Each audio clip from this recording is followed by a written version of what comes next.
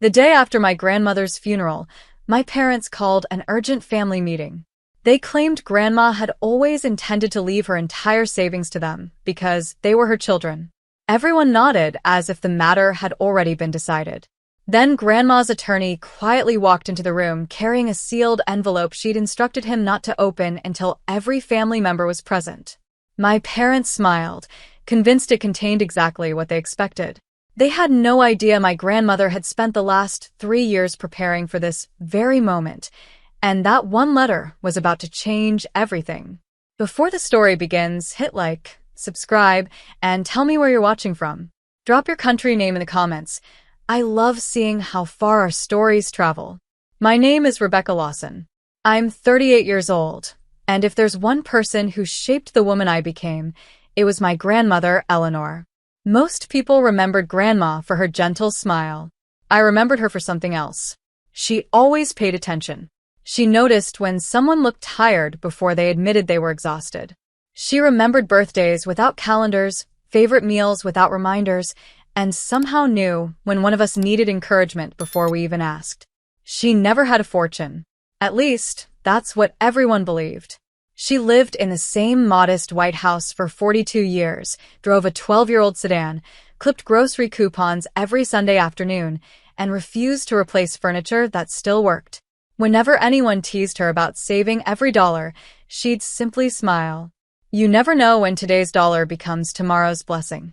Growing up, I spent nearly every Saturday with her. We baked cinnamon bread together, planted flowers every spring, and drank lemonade on the front porch while she told stories about Grandpa.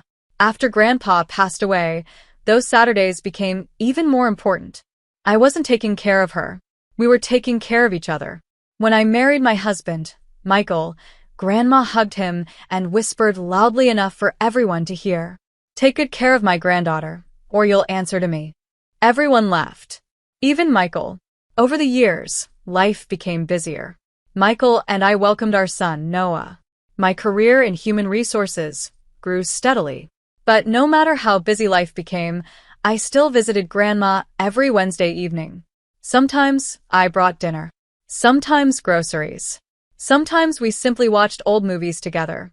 She never asked for anything. She was simply grateful someone showed up. My parents, Richard and Linda, loved telling people how devoted they were to Grandma. The truth looked very different. Most of their visits happened when paperwork needed signing, insurance questions came up, or conversations somehow turned toward the future. "Mom," Dad would often say casually, "you really should simplify your finances." Grandma would smile politely. "They're already simple." Mom usually followed with another question.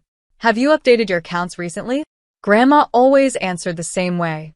"Everything is exactly where it needs to be." The conversation would quickly change. I noticed the pattern years before anyone else did. Grandma never criticized them. Not once.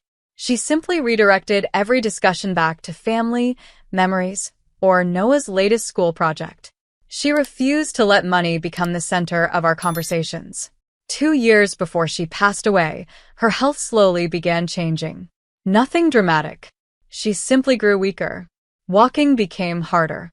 Doctor appointments became more frequent. I started visiting 3 or 4 times each week instead of once. Michael often came with me. Sometimes Noah sat beside Grandma reading picture books while she smiled from her favorite recliner. Those became some of my happiest memories.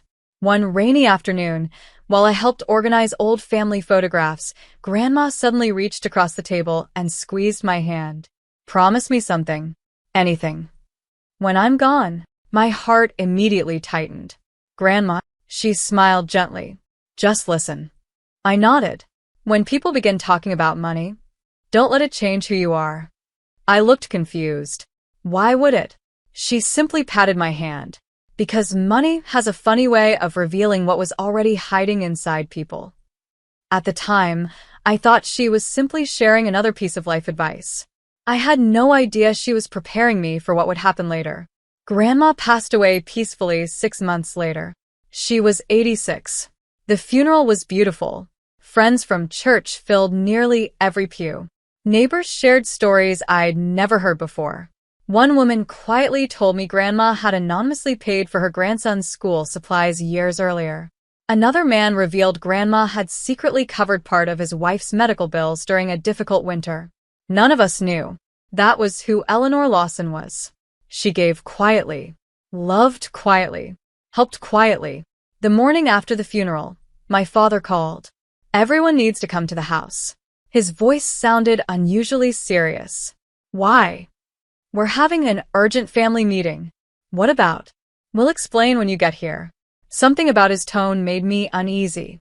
When Michael and I arrived, almost every close relative was already sitting in Grandma's living room.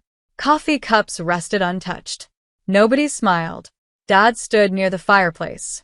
Mom sat beside him holding a yellow legal pad. Neither of them looked heartbroken anymore. They looked prepared. Dad cleared his throat. Thank you all for coming. He glanced around the room. As everyone knows, Mom spent years building her savings. Several relatives nodded quietly.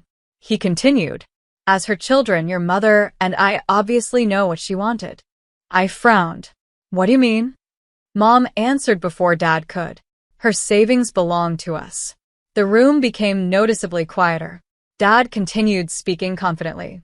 After everything your grandmother did for this family, it's only right that her children receive what she left behind. My uncle shifted uncomfortably. One cousin stared down at the floor. Nobody argued. Nobody agreed either. Mom opened the legal pad. We've already started discussing how we'll divide everything. I looked at her in disbelief. Has Grandma's estate even been read yet? Dad waved a dismissive hand. That won't change anything.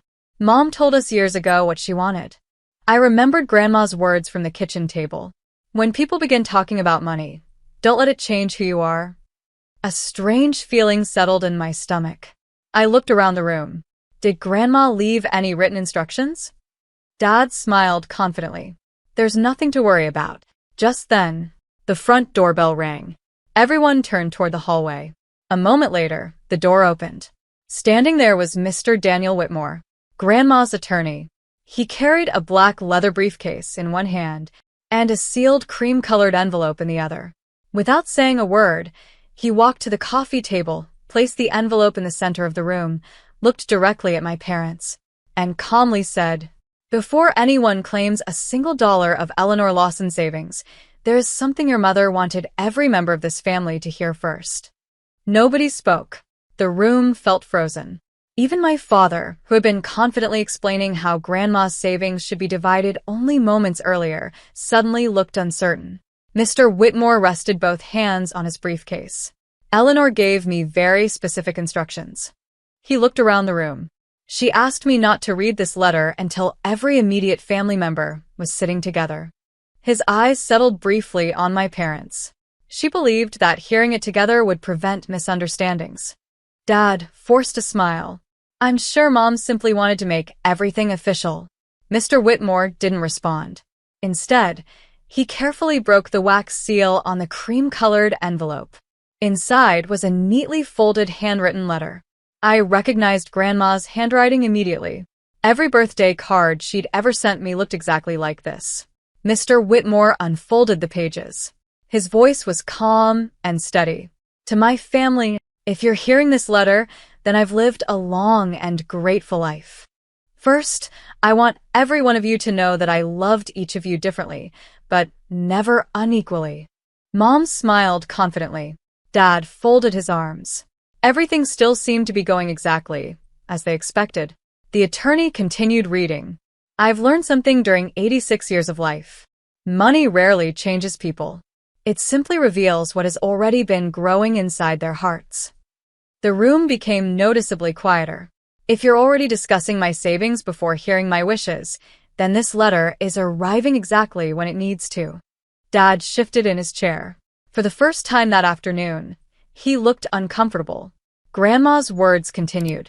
Many people believe love is measured by inheritance. I disagree. Love is measured by presence. My throat tightened. Mr. Whitmore paused briefly before reading the next paragraph. Richard. My father looked up immediately. You often asked whether I had updated my accounts. I always smiled because I knew your questions came long before you asked how I was feeling. Dad stared silently at the floor. Linda, Mom's smile disappeared. You frequently reminded me to simplify my finances. I appreciated your concern, but I would have appreciated one extra afternoon drinking tea together even more. Nobody moved. Nobody interrupted. Grandma wasn't criticizing them. She wasn't angry. She was simply telling the truth. The attorney turned the page. Rebecca. My heart nearly stopped. Thank you for every Wednesday evening. Thank you for bringing soup when I wasn't hungry enough to cook. Thank you for fixing my porch light without being asked. Thank you for watching old movies that you've probably seen 100 times simply because you knew they made me smile. My eyes filled with tears. I hadn't done those things expecting recognition. They were simply moments with my grandmother. Mr. Whitmore looked toward me kindly before continuing. Michael. My husband looked surprised. Thank you for treating me like family from the day you married Rebecca. And thank you for always pretending my crossword puzzle hints were more helpful than they really were. A few relatives smiled through their tears. The tension in the room softened for only a moment. Then the attorney reached into his briefcase again. I have something Eleanor asked me to distribute alongside this letter. He removed several organized folders. Each contained neatly labeled documents. Your grandmother prepared these almost 3 years ago. Dad frowned. 3 years. Mr. Whitmore nodded. Yes.